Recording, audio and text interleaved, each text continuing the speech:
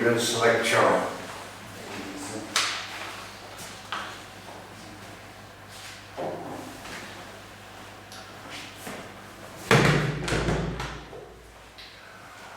So we continue our discussion of arithmetic schemes.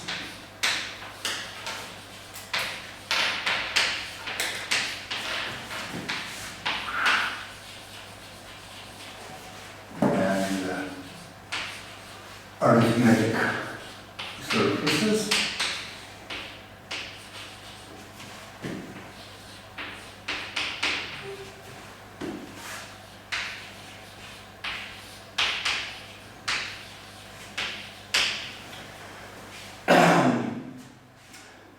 So we have discussed to some details the general arithmetic theory, from which the most important part is the ideology of relative algebraic geometry. So from now on we work with pictures, and the standard notation for the base will be B, and the picture will be like this, with somewhat unknown and very variable x and projection pi, and I hope we have briefly discussed. So this is a bold B, and this is just a point on it, and we consider the inclusion of the point into the basis. There will be different notations for the points, but sorry, well, let's denote it like this. Consider just one pointed scheme. And then the fiber over x. The naive definition, of course, would be the notation of the fiber over x, just the right image of the point B. However, then we should say some words about how do we turn this fiber into a ringed space. So instead of doing so, we refuse from using the naive definition of the curve, and just denote x sub b as a fiber product of b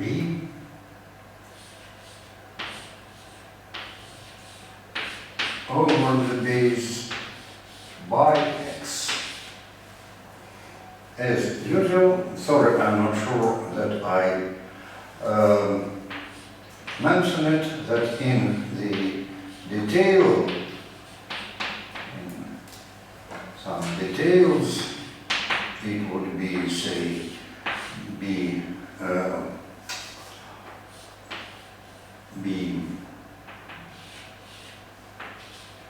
this one is the bold one, B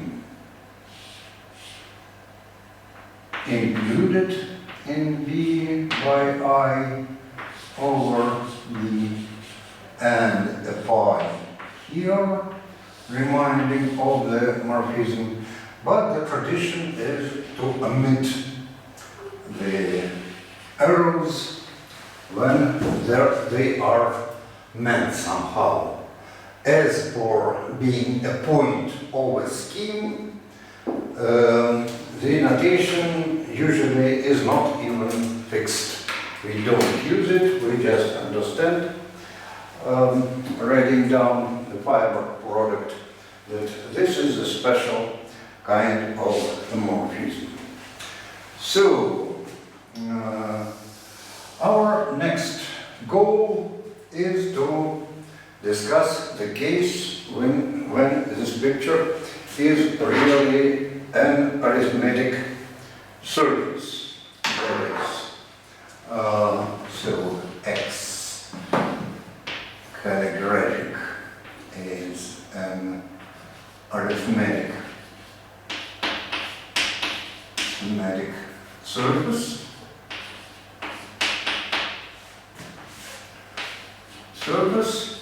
And the meaning of it, at least in our course, will be approximately the same as just family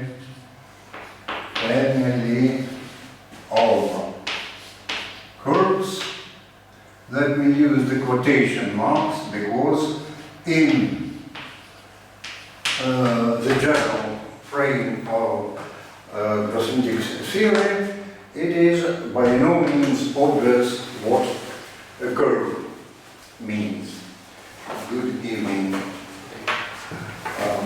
Let's sheet for you. So a family of curves.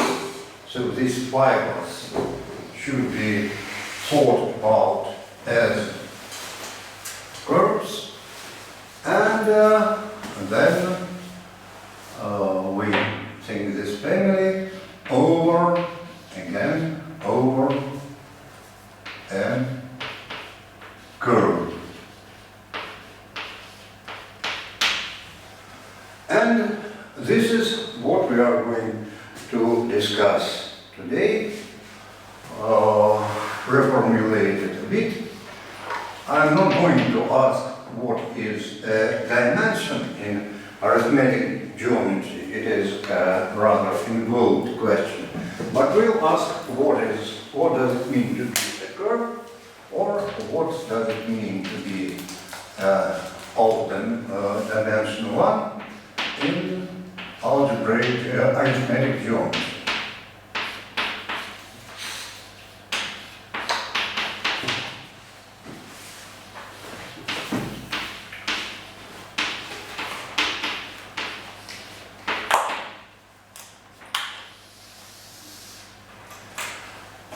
I want to remind you that the usual algebra geometric definition of a curve as of something of dimension 1 over a field does not work, since there is no field. We still continue working on the frame of arithmetic schemes, and there is no such thing as the base ground field. That is usually assumed in algebraic geometry. We have to define dimension in some other way, and this is the main goal for today's lecture. So as for the fiber project, it is a central concept in arithmetic theory. We have used it once, and then there will be another standard using of this concept, the so-called base change. We'll definitely discuss it today. Now let's start with the example we have already discussed, but we'll use more drawing. So I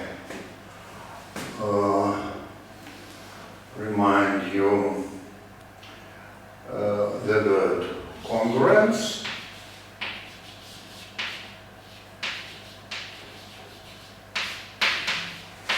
Now let's recall the simplest congruent, number 6.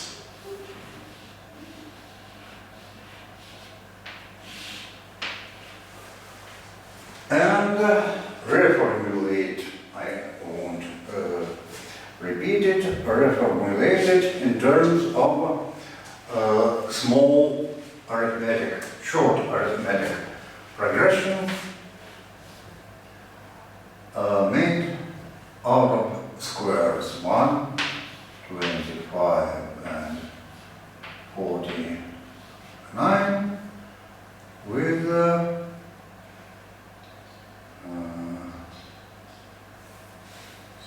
sorry, what's wrong with it?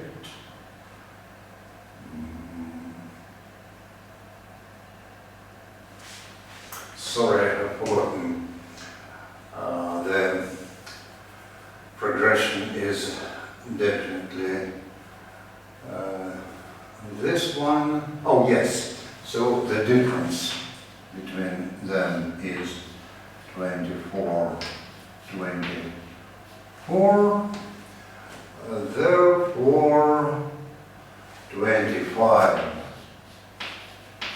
minus 1 times 25 times 25 plus 1 is a square.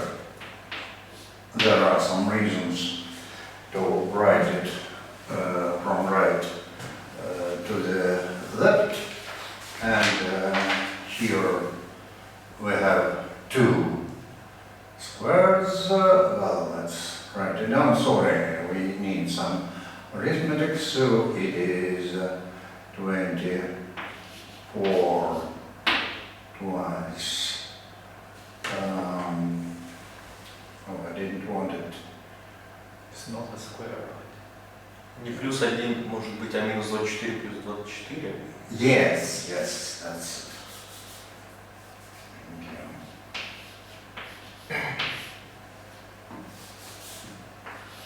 So 24 is the difference in the arithmetic progression.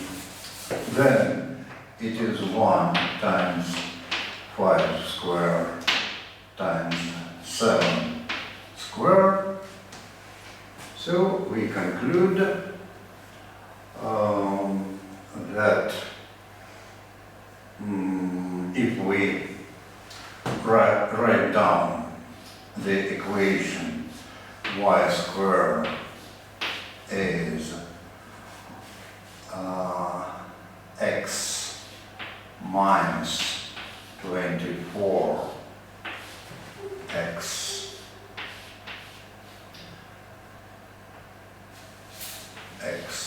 plus 24, then we know the integer point, or write it in a more general form. Y squared is x minus s.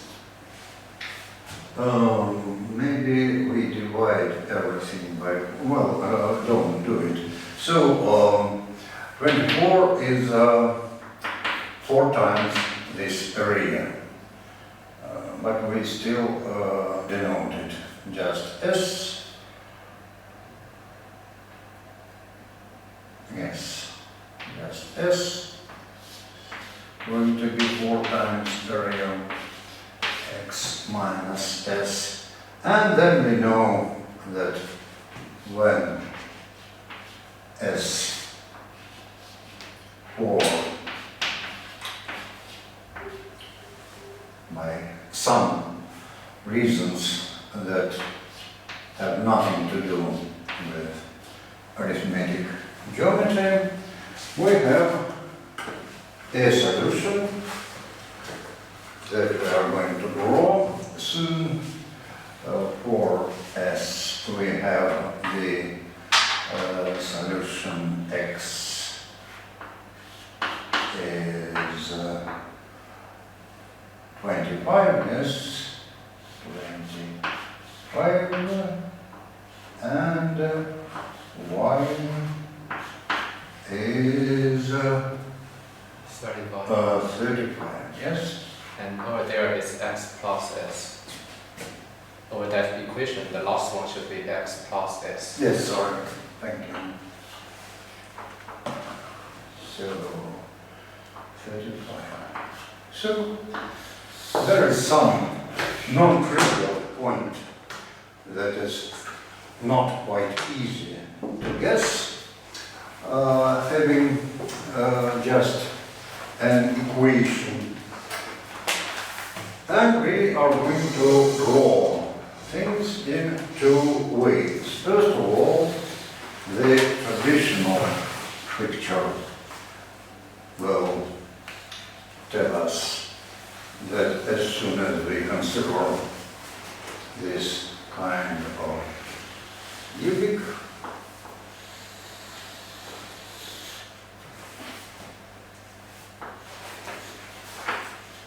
writing just a bit shorter.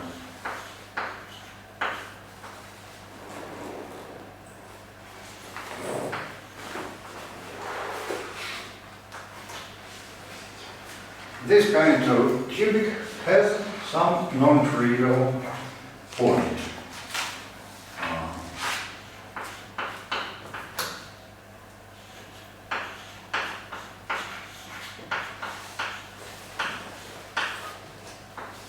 And remind ourselves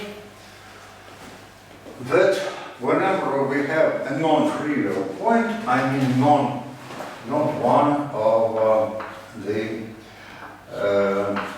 immediate points. We perhaps I recall Diophantus who considered such things, and he would use the method of seconds. I draw it with blue. Seconds,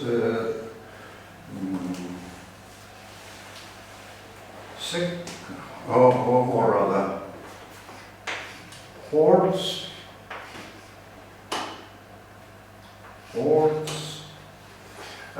So whenever we take non-trivial solution and trivial solution, we find, following Diophantus, we find lots of others. And another way is that using tangents.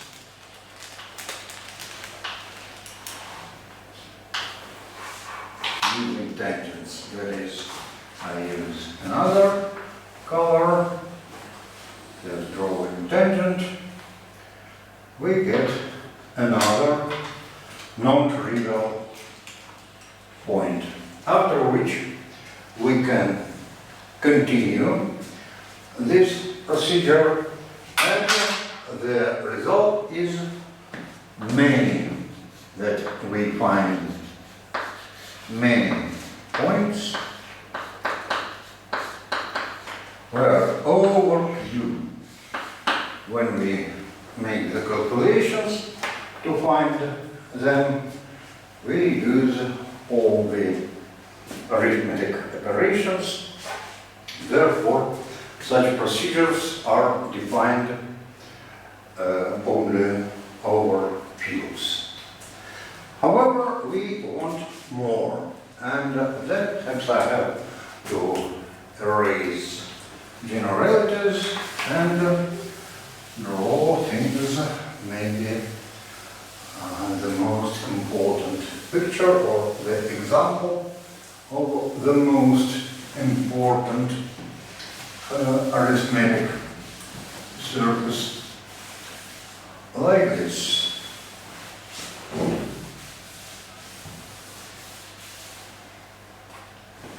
During the previous lecture, we have discussed the spectrum of the varying of integers, and it looked as follows: 2 here, and 3 here, and 5 here, and so on, all the primes, and the infinite point, where let's draw our curve as it is. Imagine that over every point, every prime, we have something like a screen, and on this screen we just draw the cubic curve. Now the most important point is that the equations we are considering as integer coefficients. Maybe it's not enough, maybe we'll have to consider at least 7, because we illustrate other things. Over every point of our base, anyhow, we are drawing the family of curves, understood in the graphic way, in a highly non-classical way. So what do we have over 2? We reduce it everywhere, and guess perhaps we draw a very symbolic picture and write quite a symbolic question: y squared is x cubed modulo 2, yes. Then we have a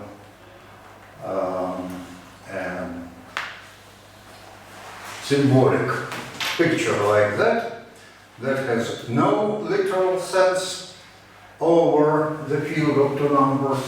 However, we see 2 points here. 2 points. One is the trivial point of, both are 2 trivial points from here. It's, 1, 1 is a solution here, but is not a solution here. So these points are different. I draw a thick point that lifts here to Z, and there is some random point that doesn't lift. Now, and suppose that this is, well, something like a screen over 2. Let's think, see what's going over 3. Again, the equation is trivial. However, we have 9 points in the plane. Here I draw them. Can anybody see my tiny points? Do you see it a bit thicker? I mean that this is an affine plane over the field of 2 elements. Now, what other? Again, the equation again is y squared equals x cubed. Again, 24 reduces in the trivial way. And, again we have a thick point that is projected from there. And again we have a 1, 1 point, and perhaps no more. Let's see, x cubed is either 0, and we have taken it into account, or it is 1, and then there are 2 points, because 2 equals -1 here, and its square is also 1. So there are 2 points. Perhaps this procedure can seem quite a stupid one.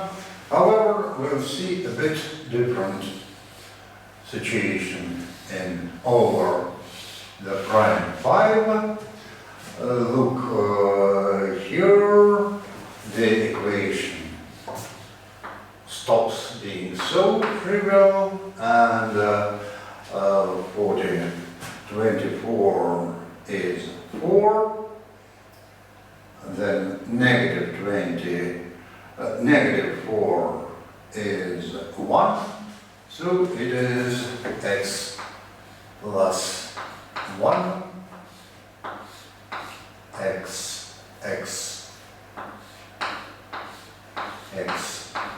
minus 1. I just draw the symbolic picture. This picture is especially basic and typical. Over some points of the base, the curve degenerates, acquire singularities, but over most of them it does not. It is a smooth curve over finite fields.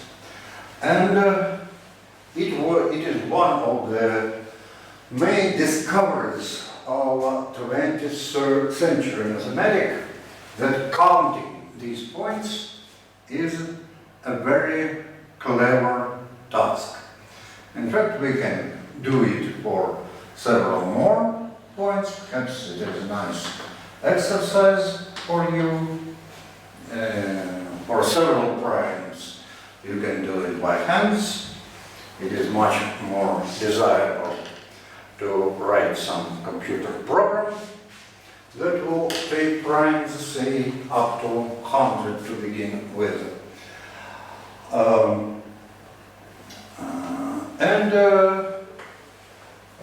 I'm sure that you find funny regularities in the behavior of numbers of these points.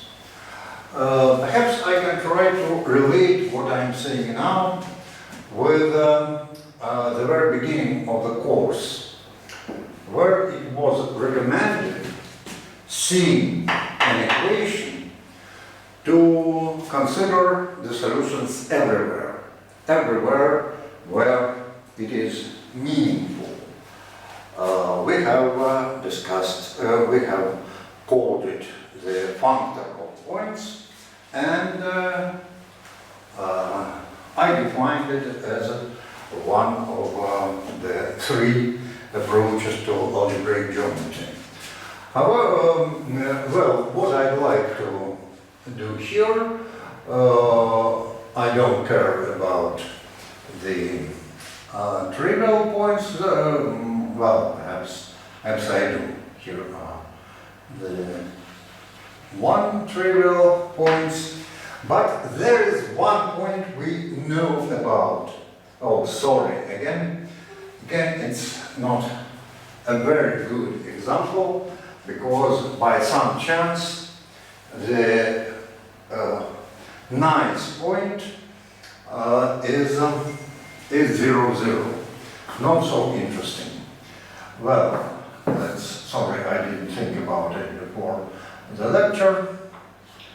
Let's consider 11. And larger here. Here we need some small calculations. So 24 modulo 11 is 3, yes. Oh, it's the 2, it's 2. X minus 2. Then x, and yes, x plus 2. We can see it without calculation. Again, then perhaps today we will discuss the general reason why the cubic curve is bad only over a finite number of points. Here are the points 2 and 5. Well, these bad, they are called bad primes. They are just the divisors of the discriminant of cubic curve that perhaps we'll discuss today or maybe in future lectures. So, what do we know about the points here? There is one trivial point, not so interesting, but I have chosen 11, not 7, just because the point we know about is non-trivial. 25 is 3. Here we have a point with the coordinates 3 and let's see, 35 is what? 35 modulo 11 is 2. Let's perhaps check it. What should happen that y squared should equal 3 minus what our main hero is 24 modulo 11, that is x minus 2. What is x? It is 3 minus, 2 squared should be 3 minus 2, 3 plus 2 modulo 11. If everything works, it should be 4. We have 3 here. What we should guess if there is no mistake. Sorry, it is 4 anywhere. 2 times it is then 3 times 3 times 5, but something is wrong again. It's 15. 3 times 5 is 15, so it's congruent to 15 modulo 11 is 2. 2 squared. Yes, it's 4. So on the right hand side you get 3 times 5 is 15. 1, 5. 3 times 5. Oh, yes. Is 15. Great. So it really equals 5 modulo 11. So it is correct. And of course, it will happen over any other prime. Now, the main picture that we are speaking about is this kind of section that I draw quite symbolically. So, we mark this one. Oh no, I don't know which point do we mark. Let's calculate it. So it was over 2, our point, where it is 1, 0. Over 2, no, it is 1, 1, like here, and over 3. Over 3 is 1, 2. 1, 2, yes. That way, here it is, yes. And finally, we draw it here. Oh no, not here. I have. Yes, it's the same picture, so it is 3, 2. Now let's connect them by a symbolic line that means nothing at all away from these screens. And finally it leads us, oh, it is a large picture. Oh yes, here we have what was our picture now? It leads there to our, sorry, it is drawn in other part of our blackboards. Now I'll write it draw it in a more accurate way. What I'd like to say, that this green thing is a section. Draw it again, perhaps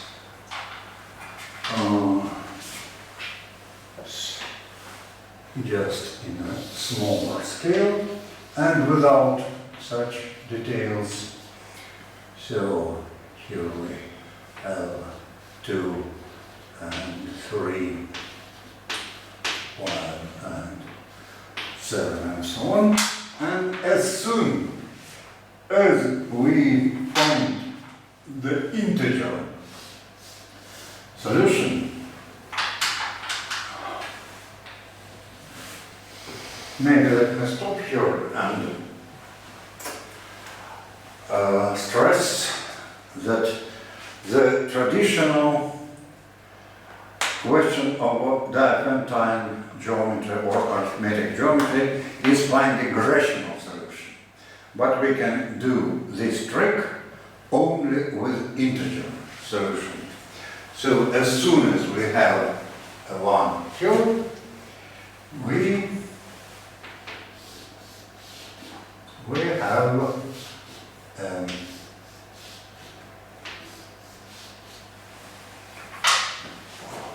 some points over every point here. Now I'm afraid that I have to, maybe I keep this picture and ask you whether there are questions about this one. Are they? Perhaps no, so let us fix our conclusion in the language of abstract schemes.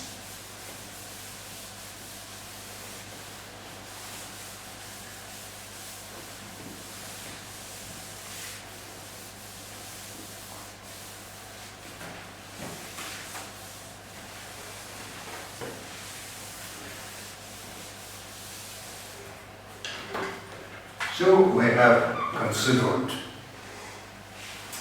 the curve.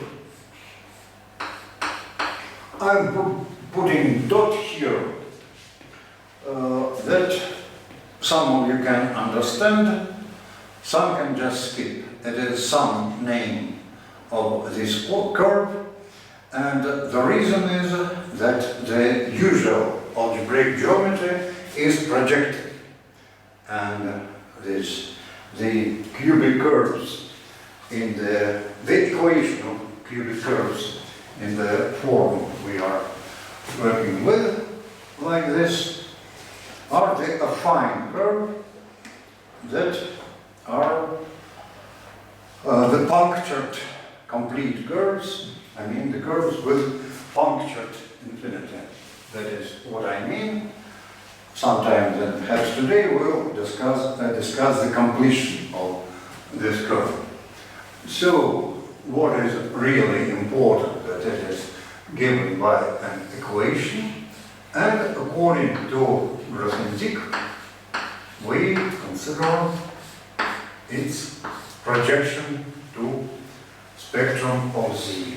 This is what we have drawn. Let's draw it again in more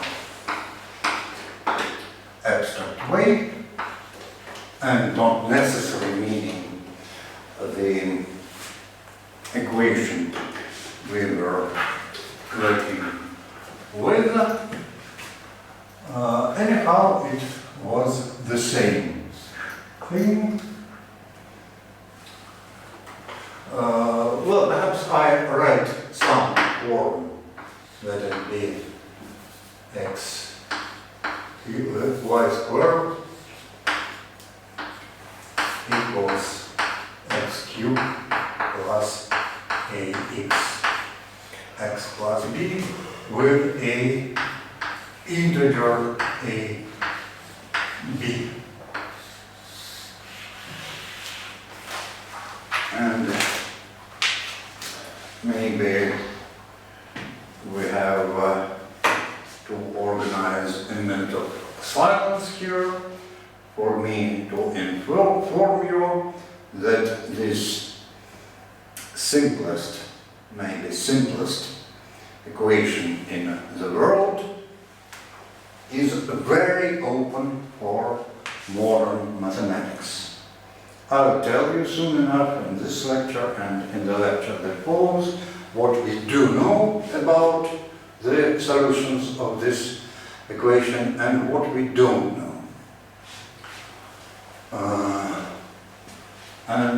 There are more natural questions that we can ask but cannot answer. So we are having things like that. Think about, as it was before, think about projection. Then I won't draw screens anymore, so there are some symbolic curve. And by this, so this is pi, this is pi, and a solution that comes from the entry point is a section. Section, say, sigma. Yes, sigma is a good letter, though it will be used in another sense as well. So it is a section. Let's write it again. This was pi. This was section sigma. That just means that pi composed with sigma is the identity of spectrum of Z. So solution, the model is a very important model, is a solution. Of course, it is not only about the cubic curves, a solution of maybe I write it the following way: any arithmetic surface of spectrum Z, when we understand it naively, we mean the same that what was discussed today. Simply a system of equation. Of course, it is not necessary curve. It can be just a system of polynomial equations with integer coefficients. This is just a general subject of arithmetic geometry. But a solution is basically the same thing as a section of section spectrum Z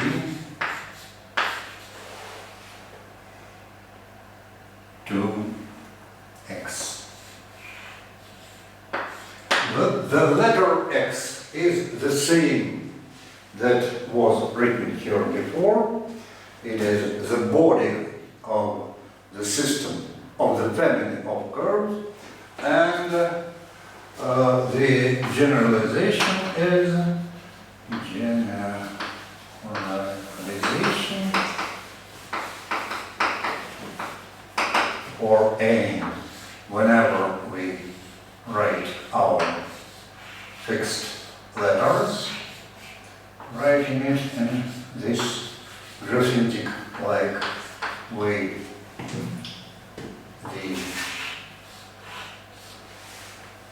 One of the main subjects of arithmetic geometry is studying the sections of families of curves.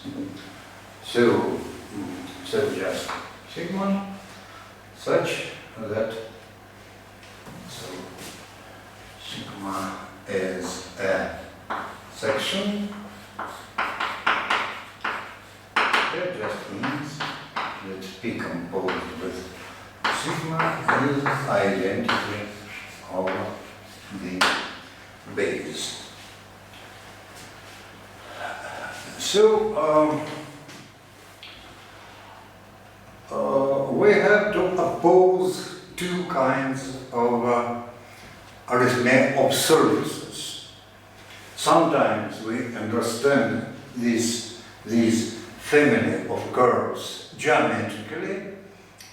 In this case, the base is a curve itself. I mean, everything is assumed to be defined over some field. For example, the field of complex numbers. And it is an interesting geometric object, studying sections of which is a deep algebra geometric problem. And the other kind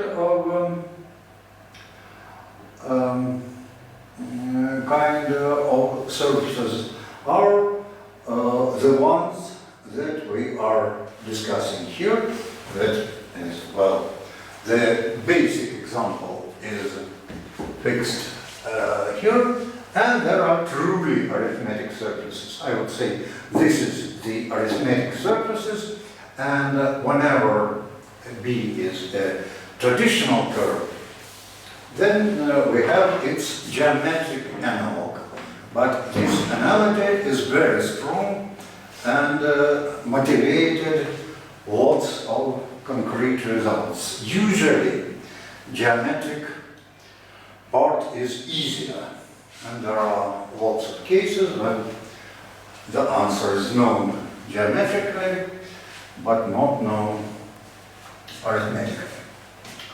So before we turn to the precise definition of what is dimension 1, in both settings, I want, as I have promised, to discuss the application of the concept of base change.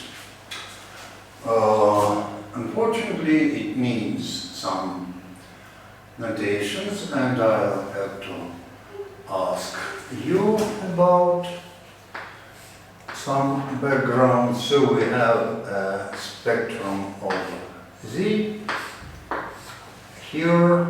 Now suppose K is a finite extension of Q that is a field of algebraic numbers. Now please raise your hands, those who knows what is the ring of integers. And everybody knows Chen and Yu. Yes? Well, maybe I just write it down. So the usual notation is like this. So it is just the set of elements of the field that satisfy the equation. Well, since the degree is finite, every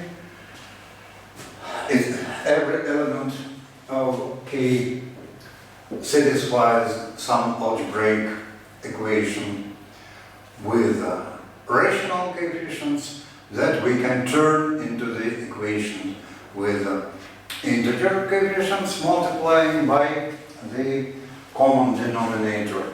But the integer, the units in this field are singled out by having 1 as a leading coefficient.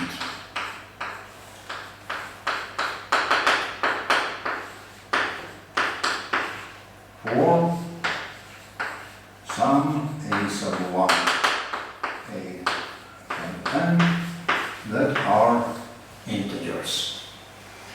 So, since Z is a sub-ring over O, K, that means that the spectra are mapped in the opposite direction.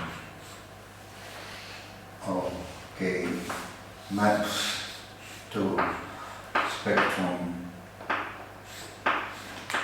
So sometimes I write the brackets, sometimes I don't. Usually people don't write them. These are basically the same. And what I'm saying now, I have to choose where to draw it. Let's draw it once more. Whenever we have an X over spectrum of Z,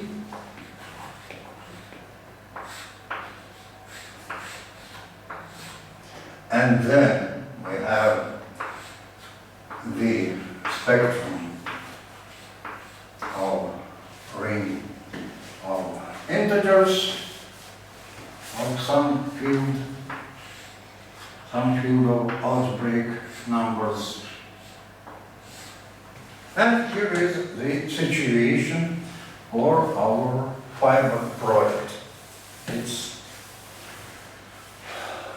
second basic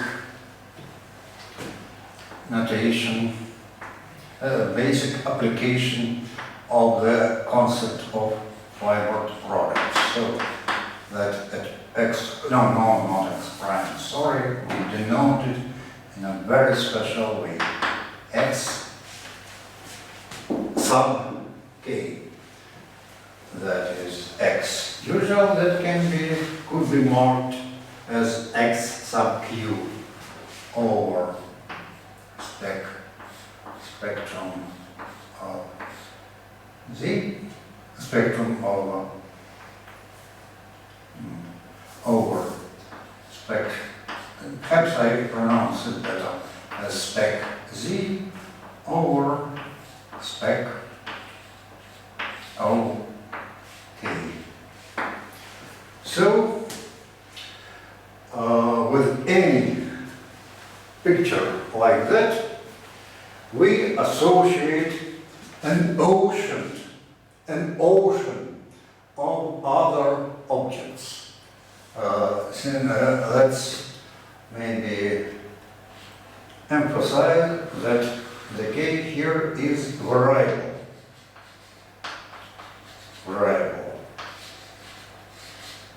So when we think about the spectrum of Z as about something one-dimensional, then we should understand that it is covered in lots of ways by other one-dimensional objects.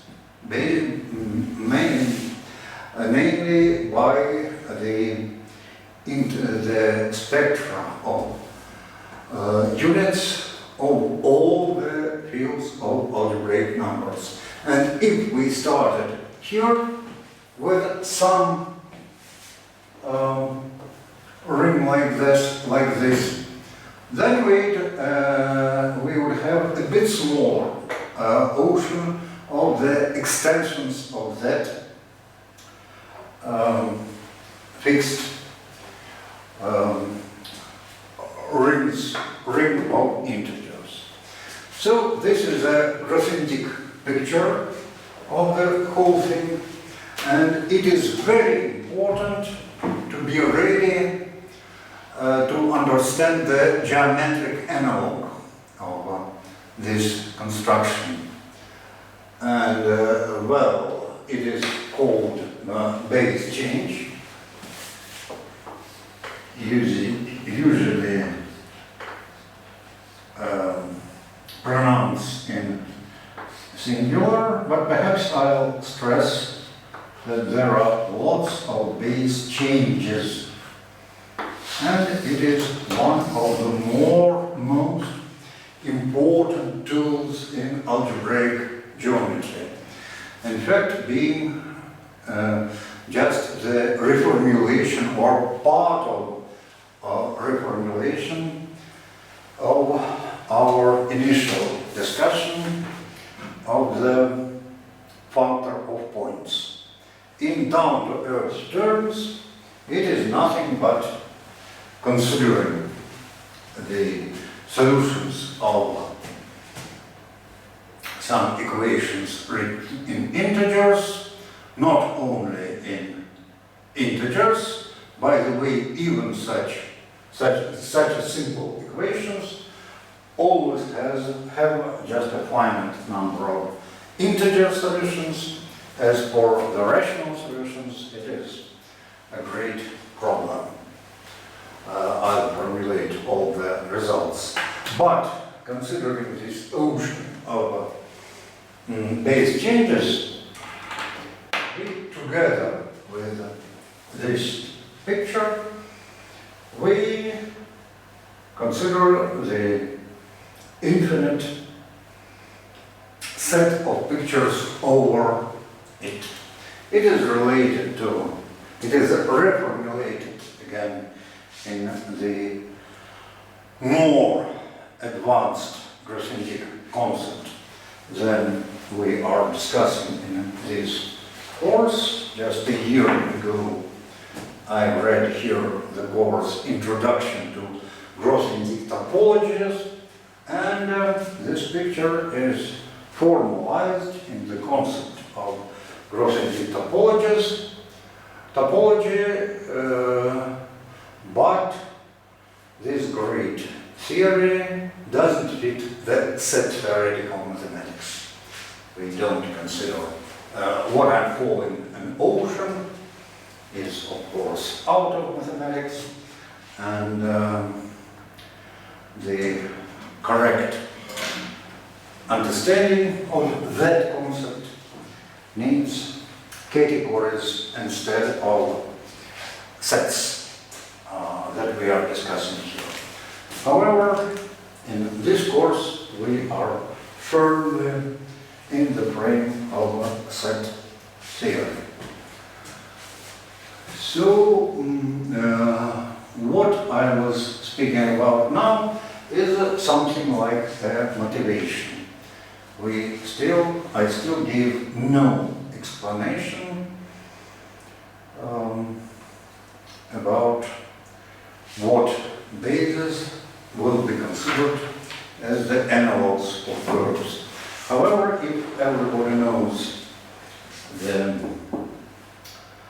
definition of integers, then it can happen that everybody knows what I was going to speak about. Now, please raise your hands, those who know what is a Dedekind ring. Oh, just everybody knows. Not you. Okay. Then I'll repeat everything. Sorry, those who know will just listen about it once again. And anyhow, we are going to discuss some basic examples.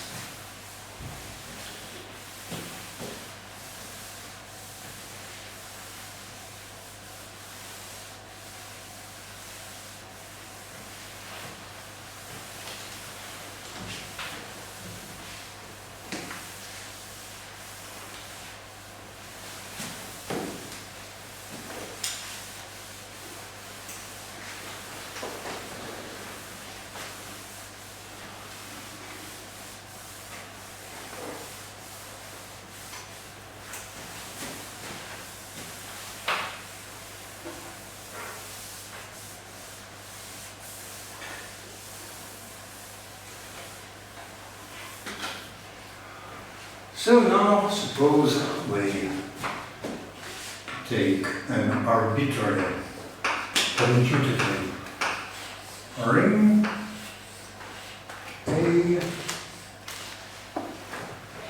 and just define its some kind of its dimension. So dimension rule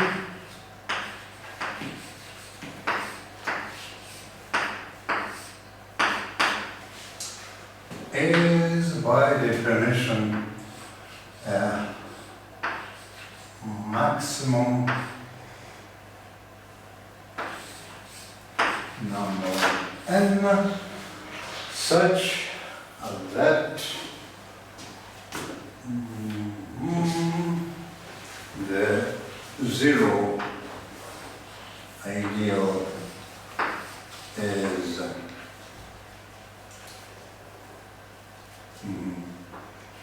good, is going to be the prime number 0 and then goes to prime number. M is an integral domain. Here m belongs to natural numbers, but it can be No, the category of commutative rings. It just is it just a category of commutative rings? Yes, yes. But we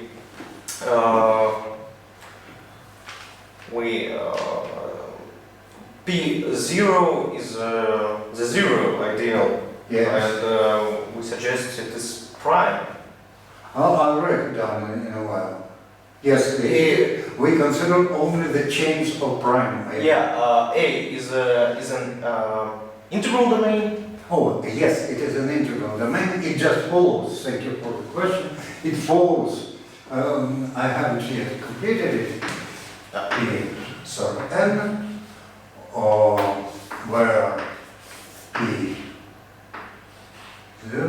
not P1 and so on are prime ideals for which we have a short notation, one short notation here that they belong to spectrum of our A, and from the fact that 0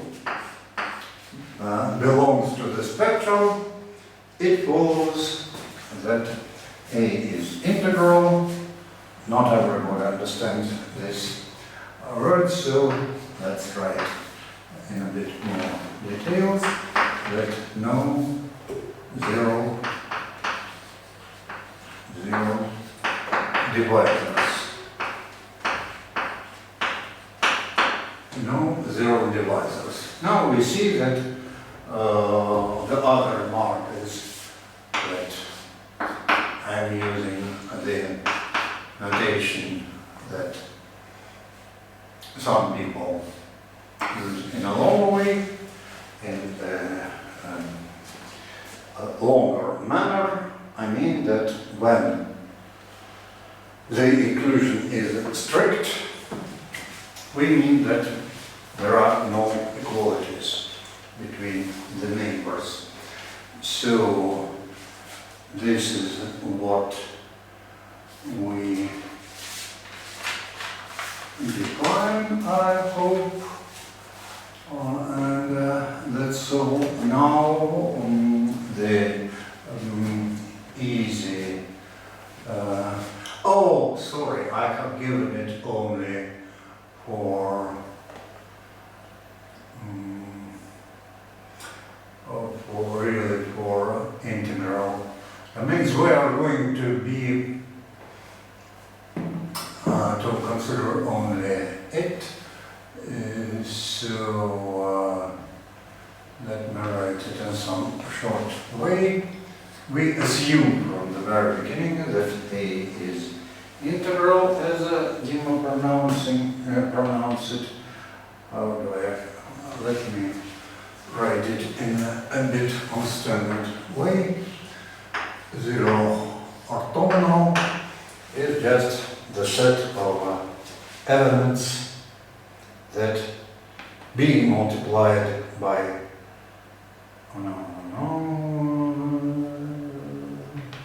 sorry, let me write it in words.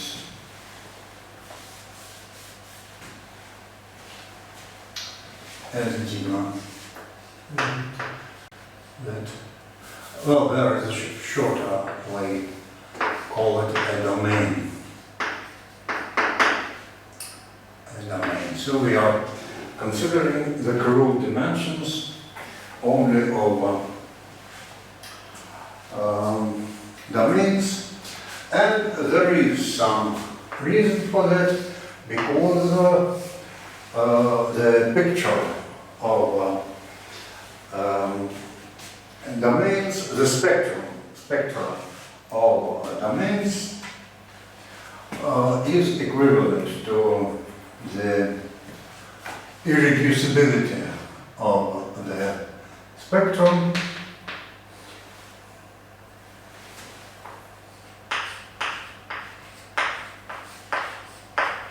And whenever we have a spectrum consisting of pieces, there can be pieces of different domains.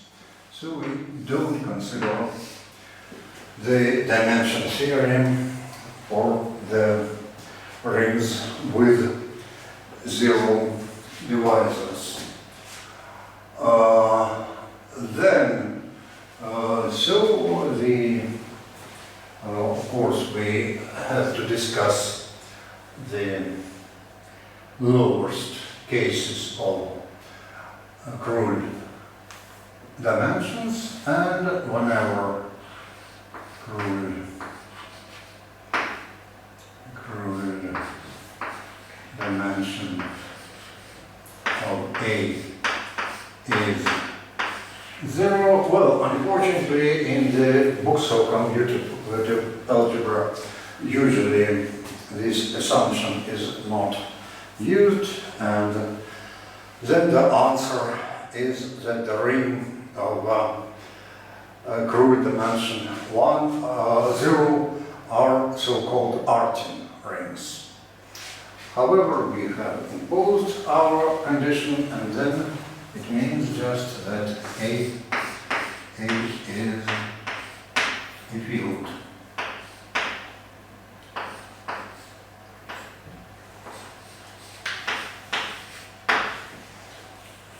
Now we are interested in the next case.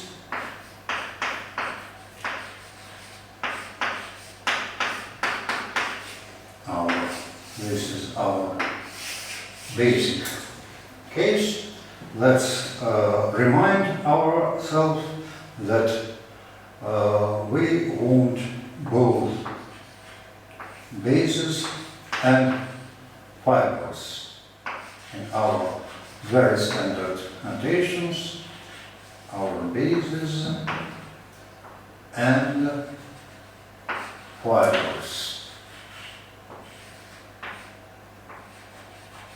We want to define them as having dimension 1.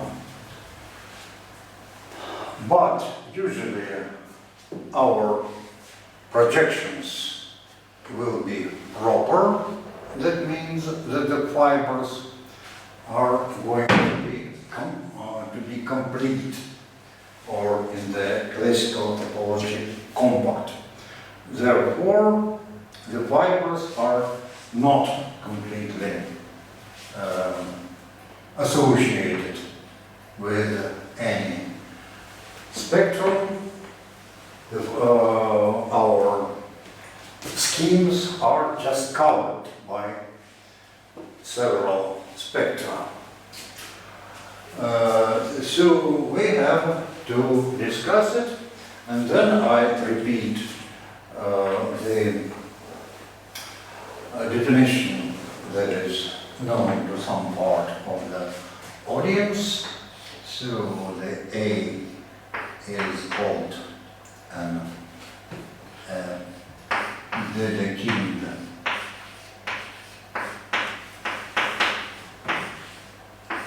Domain.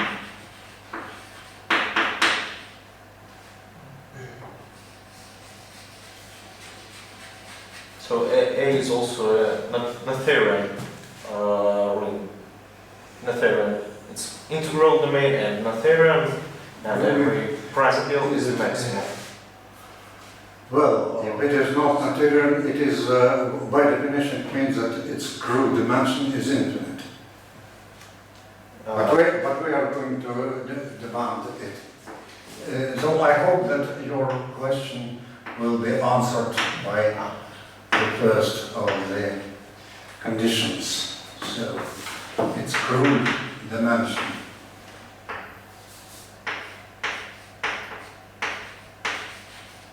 Of A is 1,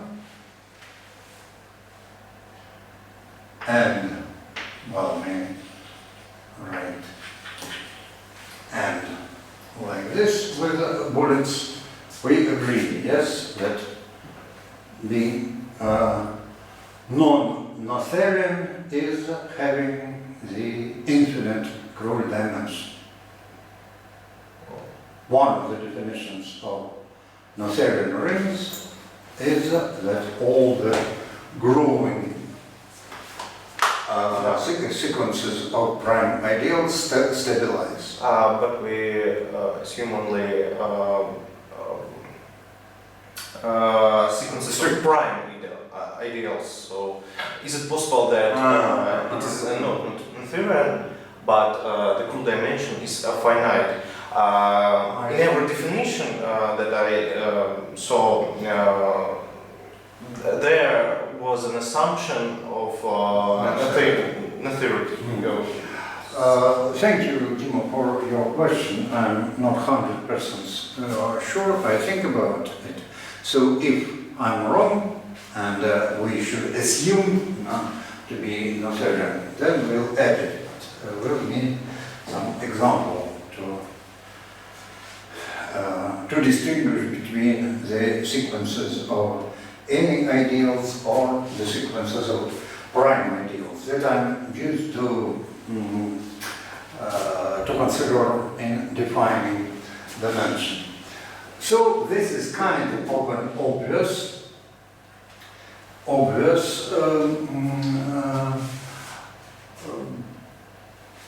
condition, maybe rewrite it, that any non-zero prime ideal is whenever it is non-zero, it is maximal, maximal ideal.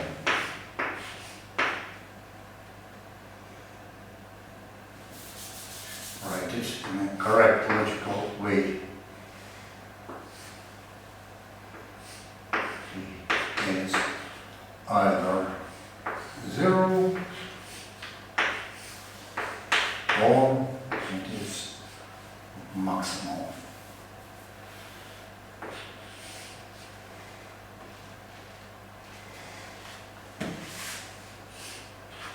And I'm saying that this condition is geometrically obvious because when we are considering the spectrum, the maximal ideals correspond to points, the ideals of the next dimension, prime ideals of the next dimension correspond to curves, and there is nothing more. If geometrically we had something, maybe I try to draw it. I'm trying to draw the picture where the crude dimension of something is 2.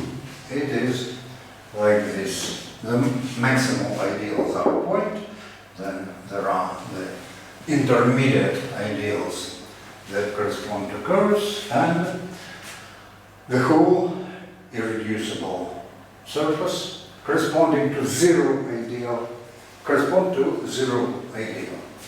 So this is an obvious condition, and the other is not. That A is integrally closed,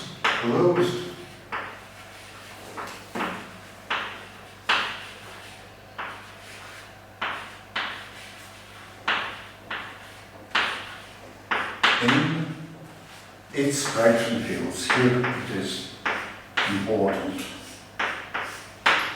that as A has no zero divisors, and this is a condition, the geometric meaning of which seems not clear to me at all. And during the rest of this lecture we are going to discuss it. So the geometrical meaning of this in the case when A is K of some real polynomial function of an affine manifold, this one means dimension was 1, and this one means smooth. Maybe I did not represent it in the pictures that I've drawn several times, but perhaps I should stress that the traditional smoothness is defined in terms of classical analysis, that is well related to drawing tangent lines.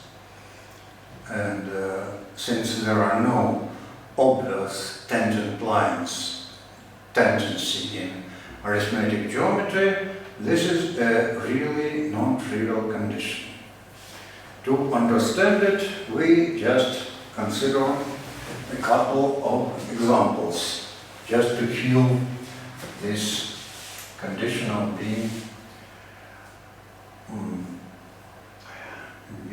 integrally closed. Any questions about the definitions here?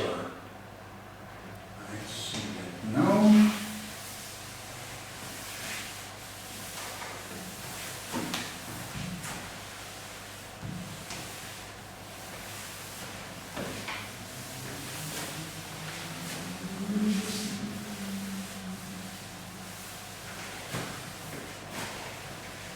So consider a couple of examples.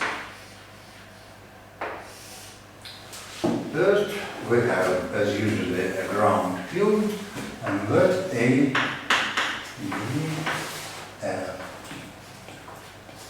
ring of polynomials in two variables factored by x cubed minus y square. We have seen such a curve today. Again, let's denote it, perhaps again x dot, just to remember that it is a projected curve punctured at one point in fact. So here it is. Now, what is the algebraic way to detect this singularity? It is as follows. Let's parameterize it. Parameterize it in such a geometric way. Should use some color. Chalk. That are the system of lines through the singular point, singular point understood informally. And then what we have according to this parameterization, t is y over x, therefore belonging to the fraction field of A. That is exactly the same as the field of rational functions on x. And here I can omit the puncture because the rational functions do not see it. The field of rational function ignores punctures on the curve. So t is like that. And now let's rewrite our equation. Tx square is t,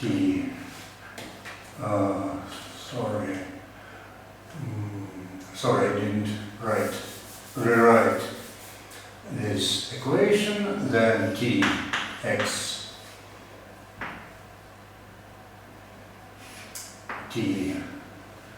square is y square, of course. Well, it is equivalent to this one, and I'm not sure that it is equivalent to the parameterization. It is, but perhaps we don't need it. I mean, the parameterization, x is t square, y is t cube. It is quite an important thing. A rational parameterization. Just to be sure, the curves admitting rational parameterization are called rational, and in our arithmetic picture, the smooth curve of genus 1 over integers over bed primes, we detected 2 and 3 as bed primes. It turned exactly into this curve, and this curve is rational. The other curves, both over Q and over any other finite fields, are irrational, cannot be parameterized like this. So t is like this, and what I'm going to say that it belongs, it admits the equation with 0 parameters. What is it?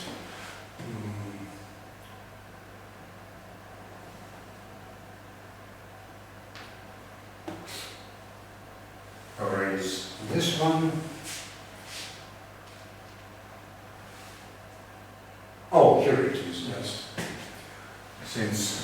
t squared minus x is 0. So t is integral. Oh, I don't introduce the notation for the integral closure. Integral over what? Over q over x a of x. But t does not belong to a. That additionally it is k of x plus y k of x. Any element of this ring admits the only representation like this.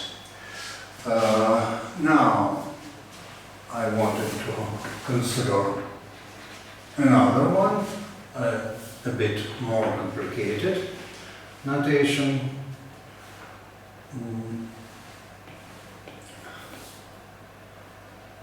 So Cartesian, it is called Cartesian polygon. Here y squared is plus x squared, and the picture, let's write it like this. And just remind ourselves that what we draw here is the set of real points of this curve x negative 1 and y0 belongs to it. So this is why it is polygon. And perhaps do the same thing yourself. Again, it is a rational curve, and we check it using this family of lines and get the similar algebra like this. Then it would be a nice exercise to take some smooth curves, intuitively smooth curves, and check that they are integrally closed in the field of rational numbers. What is more important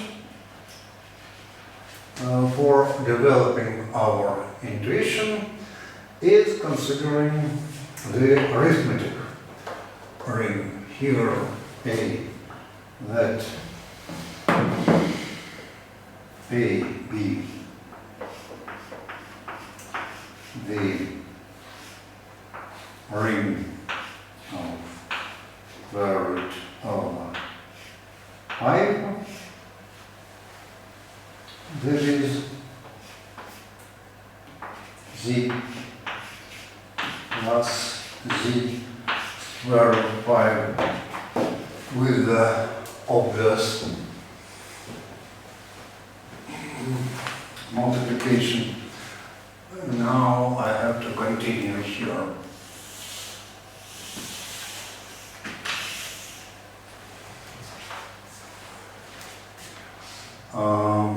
Then what about its being closed? I know the answer by heart, therefore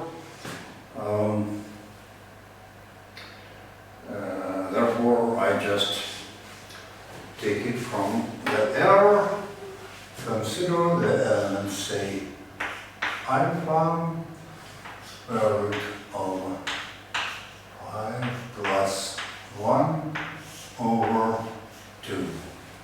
Now to write the equation, algebraic equation for alpha, we consider, say, can we use x value is z, be sure minus square root of 5. I better write it like this.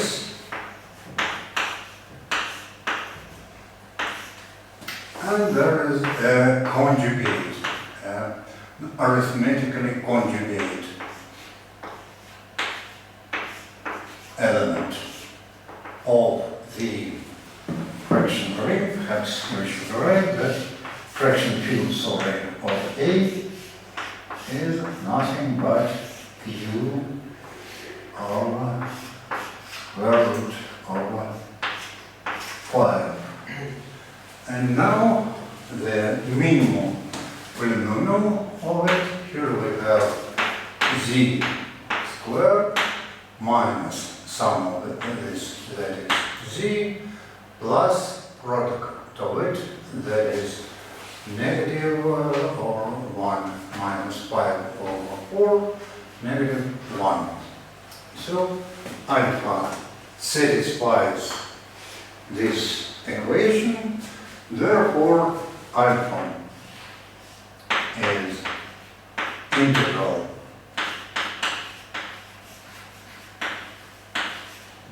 over A, let's write it down like this, d of prime,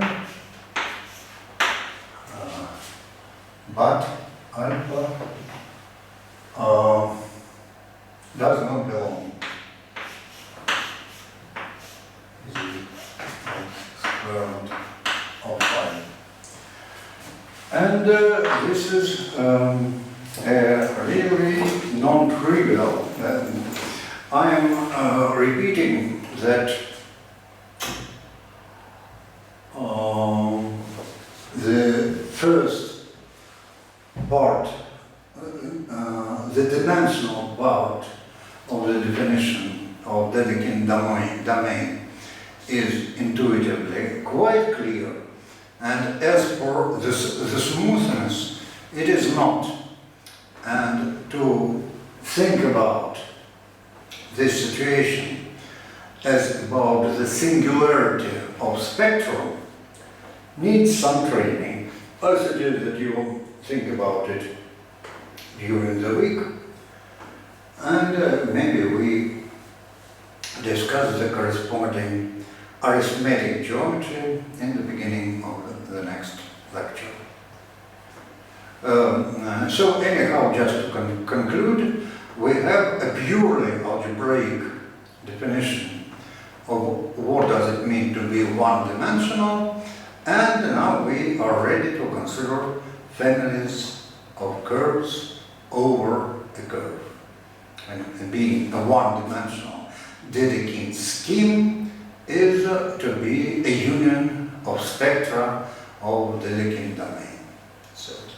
So we have reached something. I mean, we have reached the goal, almost reached the goal of today's lecture. Now we have a precise definition of smooth families of curves, even in two versions, a geometric family and an arithmetic family. Any questions about the material of today's lecture? Okay, then, thank you for your attention.